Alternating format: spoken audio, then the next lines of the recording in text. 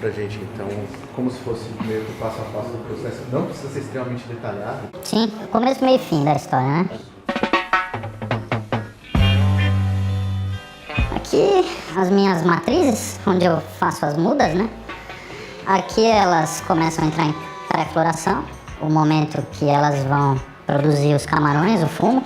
E aí depois desse estágio elas passam mais umas 8 semanas aí nessa brincadeira até ficarem prontas. Que idade você começou a fumar maconha?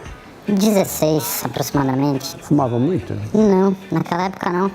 Não conseguia comprar. E quando é que você começou a plantar? 99, para poder utilizar um produto melhor e não dar dinheiro para vagabundo nenhum, a verdade é essa. Mas eu consegui comprar sementes de fora. Tinha um fornecedor canadense que chegou a me mandar muitas vezes, mandava o dinheiro para ele por carta. E depois de quanto tempo você decidiu começar a vender? Levou pelo menos uns 5 anos. Muita gente me pedindo, os amigos que eu saía para fumar junto. Onde você arrumou isso? Vende um pedacinho para um amigo aqui, para outro amigo ali. Quando você vê, já tá virando um negócio. Foi assim que aconteceu.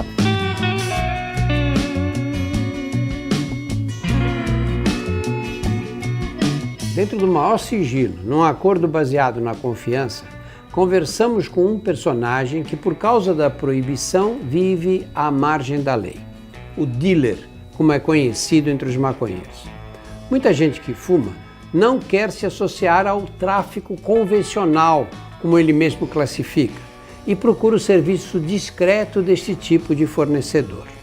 A legalização da maconha dissiparia as sombras e tiraria o cultivador da clandestinidade. Uma votação histórica no Congresso uruguaio. Depois de 12 horas de debates, o Senado aprovou a lei que regulamenta a produção e a venda de maconha sob controle do governo. Hoje tem 2 grandes modelos no mundo, né? O uruguaio e o americano. Eu acho que eles são bons para pensar porque eles são meio opostos, né? O Uruguai optou por uma saída muito centrada no Estado. O Estado controla todas as etapas de produção e distribuição, ainda que se permita a produção individual e coletiva. E o jeito americano, que ainda não é do país, né? Ainda é dos estados, mas que caminha até agora nos estados que já fizeram, para uma regulação de mercado. Então, basicamente, você paga impostos, você é taxado e você tem regras e você tem que seguir essas regras, senão você perde a sua licença. O Brasil, se a gente for pensar no Brasil, a gente teria que estar assim, no meio desse caminho, né? Alguns trabalhos têm saído, têm elogiado mais o modelo uruguaio, dizendo que uma regulação mais responsável ela tem que ser mais controlada, porque eles têm muito medo, exatamente, um dos medos é de uma comercialização excessiva e desse big business americano, por exemplo, virando como se fosse a indústria do tabaco, né? Há esse receio.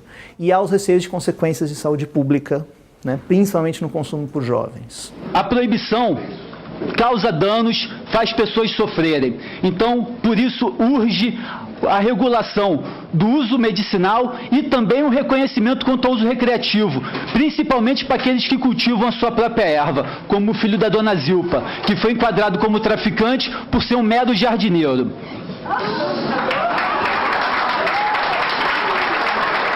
O que eu aprendi ao longo desses anos é que quando a lei ignora a realidade se vinga ignorando a lei. Então, por mais que os legisladores tentem, a questão está mudando no Brasil, está mudando no mundo, e isso vai refletir aqui, não tem mais jeito, tem que agora pensar no que é o melhor para o Brasil, como legalizar de forma positiva conforme a realidade brasileira. Se for realizada uma legalização sem observar a função social, sem observar o impacto social que essa política pode vir a gerar, o que vai acontecer é que quem hoje trafica drogas não vai querer deixar de ter o acesso ao capital que ele tem através desse monopólio que ele detém hoje, né? O monopólio do tráfico.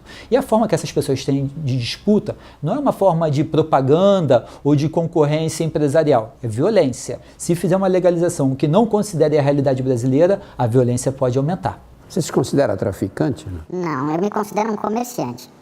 Um agricultor comerciante, vamos dizer assim. Eu sei que perante a lei eu sou mais um, né?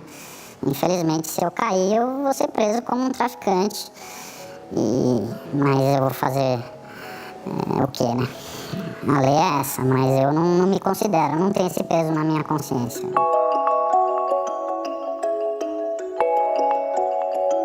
Essa parafernália toda elétrica aqui, eu tive que me virar sozinho, né? Aprender a mexer com equipamento elétrico, fazer instalações em geral, são coisas que a gente tem que fazer e não dá pra chamar ninguém, né? Nunca estudei nada sobre eletricidade e tive que aprender a fazer, não teve jeito. Os produtos químicos em geral aqui, ó. Quanto custa o produto desse e quanto tem? Cara, aqui no Brasil, R$700 um saquinho desse. É um absurdo de caro. Quando você importa, ainda é menos caro. Por planta, do começo ao fim, vai 1 quilinho desse, meio quilo desse e mais meio quilo desse.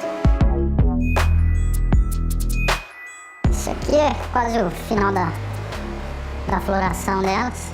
O camarão, que seriam a flor, isso aqui. E ele que é o que serve para uso mesmo. Os galhos, as folhas maiores, assim, a gente acaba tendo que descartar, não tem muito o que fazer. E a gente também tem genéticas diferentes. Essa daqui, você percebe pelas folhas, olha a diferença. Porque umas são mais finas, outras são mais grossas. Essas plantas hoje estão com uns quase 5 meses aqui, para você ter uma ideia. E ainda vai mais um período aí de secagem depois da colheita, né? Agora é um trabalho solitário esse, né? Completamente. E visita é só as pessoas que sabem mesmo, mais ninguém. Quantas são? São só 3 e minha namorada, 4. Mas que me ajudam 3. E como você faz para tirar férias, para viajar? Eu não tirei mais férias, né? Pra elas morrerem é muito fácil. Então, se passar, por exemplo, 12 horas com sede, as minhas plantas, os 4, 5 meses que eu tive atrás de trabalho se perdem em 12 horas, entendeu? Então você tem que trabalhar, tem que cuidar das plantas todos os dias. Todo dia. Do ano? Todo dia, Natal, o tempo todo. Ano Não Novo. interessa, exatamente. Natal, Ano Novo, Páscoa, festa junina, o que tiver acontecendo, eu tenho que estar aqui. Sou escravo delas, né? Não tem jeito, não tem jeito. E você, como é que faz a distribuição? Sai vendendo? Saio vendendo para pessoas conhecidas. Hoje como eu estou muito tempo no ramo aí, né? Eu já tenho as pessoas que estão esperando. Tenho pessoas famosas que compram, aí não posso citar nomes, mas pessoas até da política, filho de político, artista, gente do esporte, jornalista da Globo, médicos também, tem um amigo médico, tem um psiquiatra que compra. Você não tem contato com, vamos chamar assim, o mundo do crime, né? Não, é carreira solo aqui. Você vive tranquilo? Você vive sempre sob tem uma ameaça? tensão, né? Tem uma tensão, né? Meu maior medo é sempre na rua, né? Mas até que hoje eu sei lidar bem com essa situação, consigo conviver bem com esse fato de levar essa vida dupla, né? Você evidentemente é a favor da legalização, né? Sim, mas não sei de que jeito ela vai acontecer no Brasil, mas o que não pode acontecer é de cair numa grande empresa. Acabou. Por que não pode acontecer? Primeiro que a qualidade vai despencar. Vem uma grande empresa, tal, regulamenta, não sei o que, acabou. Pessoas como eu sumiram do mapa.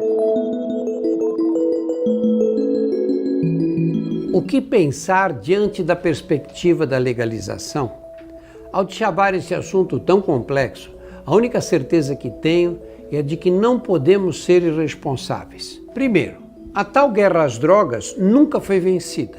Ela nunca inibiu o consumo, não diminuiu o tráfico, aumentou a violência e a corrupção da polícia e, principalmente, ajudou a superpovoar as cadeias, mas só com uma parcela da sociedade, a dos pobres e a dos jovens pretos. Segundo, a maconha é de uso adulto. O uso precoce pode causar danos irreversíveis, déficit de atenção, redução da capacidade de raciocínio e perda de memória. E terceiro, antes de tomar qualquer decisão, que tem que estar acima dos interesses econômicos, cabe ao Estado e à sociedade reparar os erros cometidos, investir em pesquisa e transmitir à população informações de qualidade. Está aberto o debate. Você pode mostrar o produto final? Isso aqui. Desde tudo que você viu até chegar nisso aqui, são 6 meses aí de período. E agora a gente pode fumar realmente, isso daqui tá prontinho para uso. Você entrega. Exatamente. Aqui são os tricomas, você vê os cristais da planta. Isso, ver o nível de qualidade dela. Esses pontos são a resina dela, né? O canabinoide. O famoso canabidiol, né? Aí 5 gramas, esse deu certinho.